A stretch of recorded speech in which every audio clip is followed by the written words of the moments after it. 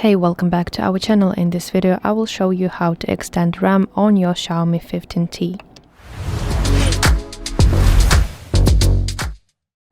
Okay, so let's go to settings, and now we have to scroll down to additional settings. Now under the tab special features you need to find memory extension, and finally those are the options to select the amount of storage of your memory extension. So select one, and after you select it, your phone will prompt you to reboot the device to apply the changes, and when you reboot your phone, selected amount of internal storage will be dedicated to virtual RAM, and you should see the total reported RAM increase in your phone's specs.